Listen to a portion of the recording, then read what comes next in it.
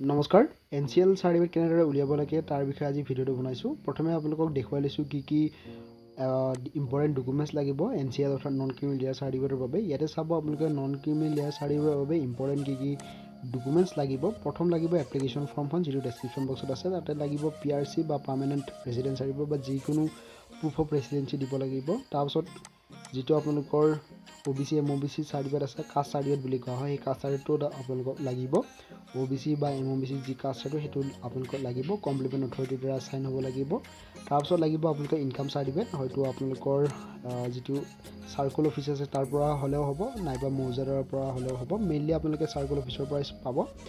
ইয়াত 30 ডেজ দেখুওৱা আছে, কিন্তু এতিয়া যিহেতু ক'ভিডৰ সময়, গতিকে আপোনালোকৰ মিনিমাম 60 ডেজ লাগিব আপোনালোকক চাৰ্টিফিকেটটো এপ্ৰুভ হোৱালৈকে।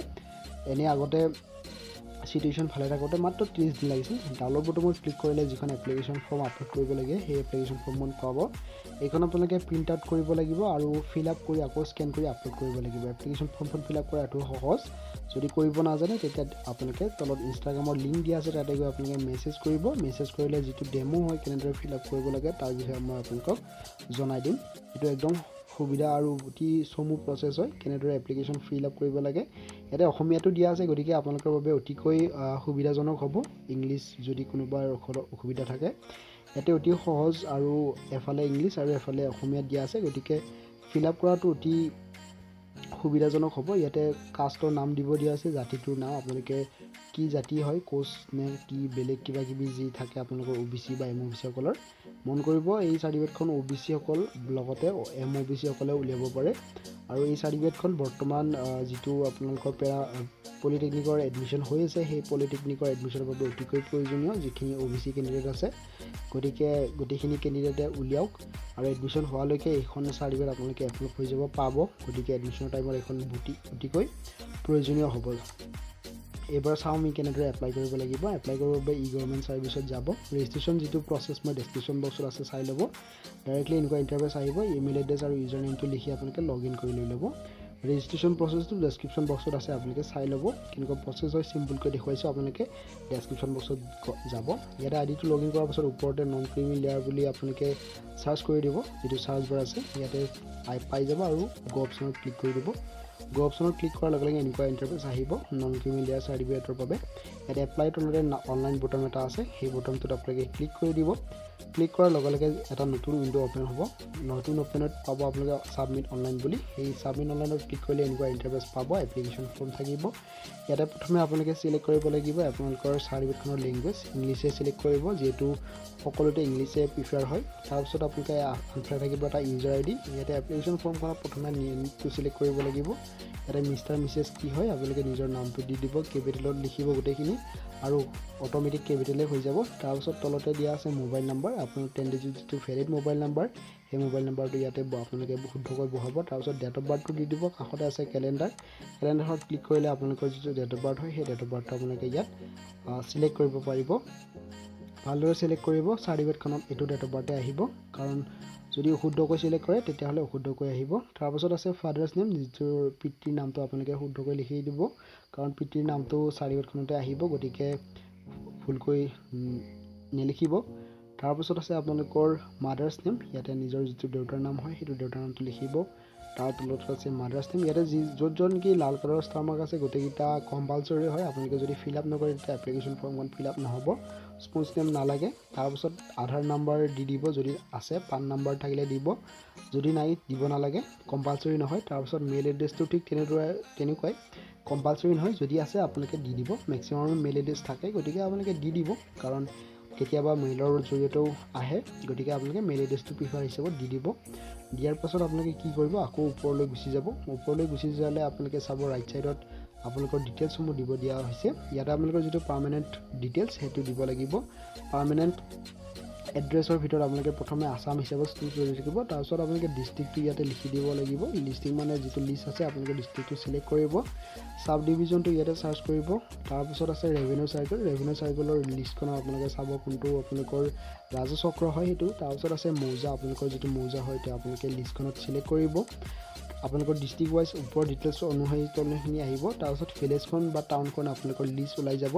সেই ভিলেজ বা টাউনত আপোনালোকে ইয়াতে লিষ্টখনত পাব আৰু চাৰ্চ অপশ্যনত ক্লিক কৰি দিলোঁ আপোনালোকে পাই যাব নিজৰ ভিলেজ বা টাউনৰ যিটো নাম ইয়াতে ওপৰত জাষ্ট সাৰ্চ কৰি টাইপ কৰি দিলে আপোনালোকে নিজৰ যিটো ভিলেজ বা টাউনৰ নাম সেইটো অটোমেটিক পাই যাব অতি সহজ পদ্ধতি আপোনালোকে আবেদন কৰাৰ প্ৰচেছটো ভালদৰে ষ্টেপ বাই ষ্টেপ বুজি ল'ব কাৰণ এবাৰ ভুল হ'লে আপোনালোকে চাৰ্টিফিকেটখনত আহোঁতে অলপ প্ৰব্লেম হৈ যাব পাৰে গতিকে আপোনালোকৰ যিখন চাৰ্টিফিকেটৰ নাম সেইটো ভালদৰে লিখিব পুলিচ ষ্টেচনটো দিব লাগিব পুলিচ ষ্টেচনটো ইয়াতে লিষ্ট পাব তাৰপিছত পোষ্ট অফিচৰ আপোনালোকে পাব ইয়াতে লিষ্ট এখন তো নিজৰ পোষ্ট অফিচটো চিলেক্ট কৰিব তাৰপিছত হাউচ নম্বৰ থাকিলে দিব নাথাকিলে নালাগে তাৰপিছত পিন কোড অটোমেটিক আহি যাব আপোনালোকৰ পুলিচ ষ্টেচন ৱাইজ গতিকে তলফালে যাব ইয়াতে আপোনালোকে নিজৰ যিটো জাতি ডিটেইলছ সেইটো দি দিব লাগিব কোনটো জাতিৰ পৰা আপোনালোকৰ বিলং কৰে সেই জাতিৰ নামটো দিব লাগিব আপোনালোকে ভালদৰে দি দিব আপোনালোকৰ যিটো জাতি হয় এপ্লিকেশ্যন ফৰ্মখন ফিল আপ কৰোঁতে আপোনালোকে জাতিটোৰ নাম লিখিছিল ঠিক তেনেদৰে ইয়াতো দিব ইয়াতে এনুৱেল ইনকামৰ ডিটেইলছ অলপ দিব দিয়া হৈছে আপোনালোকে প্ৰথমে দি দিব ফাদাৰ্ছ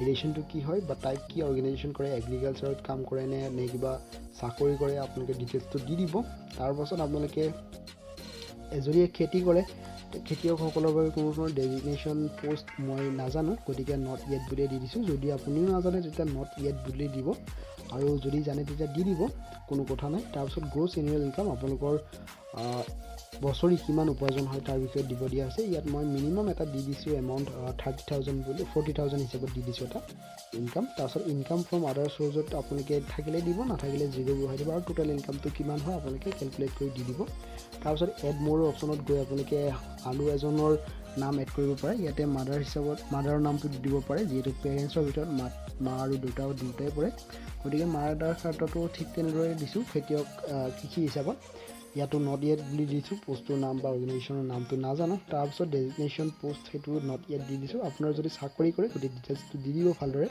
তাৰপিছত যিটো টোটেল ইনকাম তেনেদৰে দিব আৰু ডিলিট কৰিলে ডিলিট অপশ্যন আছে তাৰপিছত আপোনালোকে পাৰ্মানেণ্ট ৰেচিডেণ্টৰ ডকুমেণ্টছ আপলোড কৰিব লাগিব ইয়াতে ব্ৰাউজ অপশ্যনত ক্লিক কৰিব আৰু য'ত আপোনালোকৰ ডকুমেণ্টছটো থৈ দিয়া আছে সেই ফল্ডাৰটো অ'পেন কৰিব অতি সহজ পদ্ধতি এপ্লিকেশ্যন PRCৰ বাবে আপোনালোকে PRC দিব পাৰে বা ডমিচিয়েল বা এফিডেভিট যিকোনো দিব পাৰে তাৰপিছত OBC বা MOBC যিখন কাষ্ট চাৰ্টিফিকেট বুলি কোৱা হয় সেইখন আপলোড কৰিব লাগিব তাৰপাছত আপোনালোকৰ আছে ইনকাম চাৰ্টিফিকেট যিটো আপোনালোকৰ ইছ্যুইং অথৰিটিৰ দ্বাৰা হ'ব লাগিব অৰ্থাৎ চাৰ্কুলাৰ অফিচৰ পৰাও দিব পাৰে বা মৌজাদাৰৰ পৰাও দিলে পাৰে মেইনলি আপোনালোকে চাৰ্কুল অফিচৰ পৰা দিব তাৰপিছত এপ্লিকেশ্যন ফৰ্মখন দি দিব এপ্লিকেশ্যন ফৰ্মখন PDF ফাইল ফৰ্মেটত হ'লেও হ'ব কোনো কথা নাই তাৰপিছত এনি আদাৰ ডকুমেণ্টছৰ ভিতৰত আপোনালোকে দি দিব পাৰে গাঁওবুঢ়াৰ চাৰ্টিফিকেটখন দিব পাৰে ইচ্ছা কৰিলে আৰু যদি বেলেগ ডকুমেণ্টছ আছে দি দিব পাৰে কোনো ধৰণৰ প্ৰব্লেম নাই ষ্টাৰ মাৰ্ক নাই গতিকে আপোনাৰ ইচ্ছাৰ কথা টোটেল পেজ কিমান প্ৰিণ্ট কৰিছে আপোনালোকে হিচাপত দি দিব পাৰে মই এনেই দি দিছোঁ 5 বা 3টা পেজ প্ৰিণ্টত কৰিছোঁ বুলি আৰু টোটেল পেজ কিমানকেইটা স্কেন কৰিছে আপোনালোকে এবাৰ চাই ল'ব ভুল হ'লেও কোনো কথা নাই এইটো কম্পালচৰি নহয়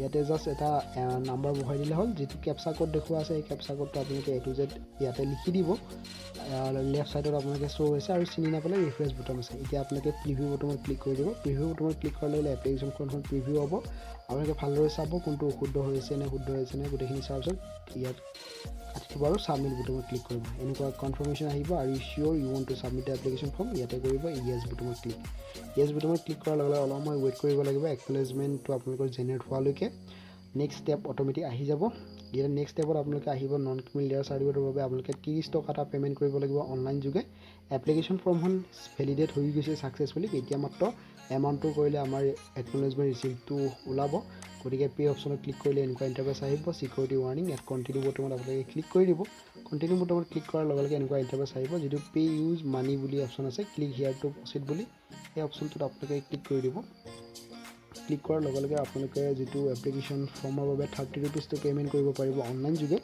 ইয়াতে আছে তলত ডিটেইলছটো থাকিব ট্ৰানজেকশ্যনত কিমান এমাউণ্ট হ'ব আৰু প্ৰচিড টু পে বটনটোত আপোনালোকে ক্লিক কৰি দিব ইয়াতে পে'মেণ্ট মেথডত কি ট্ৰানজেকশ্যন ইয়াত আছে চাই ল'ব পাৰে তাৰপিছত পে নাও যিটো বটম আছে সেই পে'টো প্ৰচিড টু পে বটনটো ক্লিক কৰি দিব তেতিয়া নেক্সট ইণ্টাৰফেচ আহি যাব ইয়াতে অলপ সময় ৱেইট কৰিব লাগিব যিহেতু প্ৰচেছটো অলপমান লোডিং লওঁতে টাইম লাগে এতিয়া পে'মেণ্ট ফেজলৈকে গুচি যাব ইয়াতে বিভিন্ন ধৰণৰ পে'মেণ্টৰ মাধ্যম দিয়া আছে আপোনালোকে যিকোনো পে'মেণ্ট অপশ্যন এটা চুজ কৰি ল'ব পাৰে ইয়াত Google pay' UPI ID net banking HDFC bank লগতে পে'মেণ্ট পে'টিএম তাৰপিছত আমাজন পে' ৱালেট ক্ৰেডিট কাৰ্ডৰ জৰিয়তে বা ডেবিট কাৰ্ডৰ জৰিয়তে পে'মেণ্ট কৰিব পাৰে মই কাৰ্ডৰ জৰিয়তে পে'মেণ্ট কৰিব বিচাৰোঁ গতিকে ফাৰ্ষ্ট অপশ্যনটো চুজ কৰিছোঁ প্ৰথমে card number expiry date CVV code আৰু কাৰ্ডৰ যাৰ নামত আছে তাৰ নামটো ইয়াত লিখি দি দিছোঁ গোটেইখিনি ডিটেইলছ আপোনালোকে শুদ্ধকৈ এণ্টাৰ কৰিব এণ্টাৰ কৰিলেহে আপোনালোকৰ পে'মেণ্টটো ছাকচেছফুল হ'ব। গতিকে গোটেইখিনি কাৰ্ডৰ ডিটেইলছ ভালদৰে দিয়াৰ পাছত যদিও তলতে প্ৰচিড বটম আছে তাতে ক্লিক কৰি দিছোঁ। ক্লিক কৰাৰ লগে লগে অলপ সময় প্ৰচেছিং ল'ব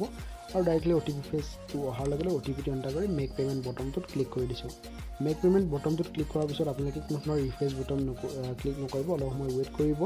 কৰাৰ লগে লগে এনেকুৱা ইণ্টাৰফেচ আহিব, একনলেজমেণ্ট পে'মেণ্টটো ছাকচেছফুল হৈ বুলি কৈছে।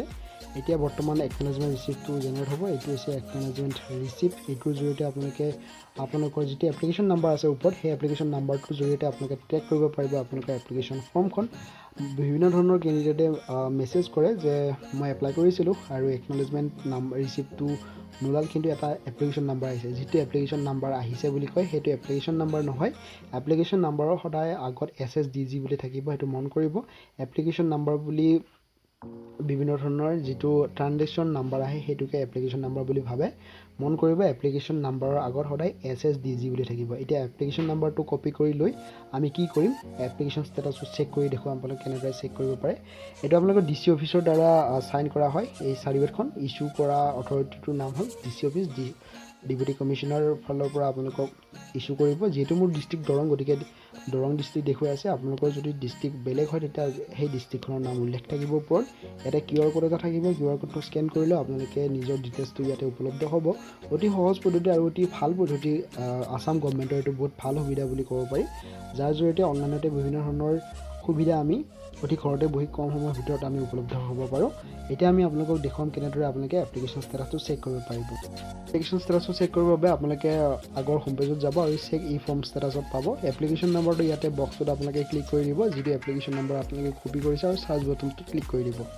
চাৰ্চ বটনত ক্লিক কৰাৰ লগে লগে আপোনালোকৰ যিটো এপ্লিকেশ্যন ষ্টেটাছ সেইটো শ্ব' হ'ব। ইয়াতে আপোনালোকৰ এপ্লিকেশ্যন নাম্বাৰ থাকিব, ই ফৰ্মৰ নেম থাকিব, ডিপাৰ্টমেণ্টৰ নাম থাকিব, কোন তাৰিখে এপ্লাই কৰিছে সেইটো তাৰিখটো থাকিব, আৰু ষ্টেটাছত থাকিব। ইয়াত বৰ্তমান ৰিচিপ্ট দেখুৱাইছে, ইয়াত কৈছে এপ্লিকেশ্যন ইজ ৰিচিপ্ট এট ডিপাৰ্টমেণ্টৰ ৰিচিপ্ট হৈছে। ডাউনলোডত ক্লিক কৰিলে এতিয়া ডাউনলোড নহ'ব, কাৰণ এপ্লিকেশ্যন ফৰ্মটো মাষ্ট যাত এপ্লাই কৰিছোঁ। এতিয়া আপোনালোকক দেখুৱাম নন ক্ৰিমিনেল লেয়াৰ চাৰ্টিফিকেট কেনেকুৱা হয়। এনেকুৱা ধৰণৰ এখন হয় নন ক্ৰিমিনেল লেয়াৰ চাৰ্টিফিকেটখন। এইখন আপোনালোকক ইয়াতে চাৰ্টিফিকেট নাম্বাৰ থাকিব, এপ্লিকেশ্যন নাম্বাৰ থাকিব। আপোনালোকৰ এনেকুৱা ধৰণৰ হ'ব এখন এপ্লিকেশ্যন যিখন নেকি non criminal layer certificate. Non criminal layer চাৰ্টিফিকেটৰ ভেলিডিটি 1 বছৰীয়া হয়। 1 বছৰ যোৱাৰ পাছত আপোনালোকে আকৌ ইছ্যু কৰিব লাগিব। ইছ্যু কৰাৰ প্ৰচেছটো আপোনালোকক দেখুৱাম কেনেদৰে কৰিব লাগে।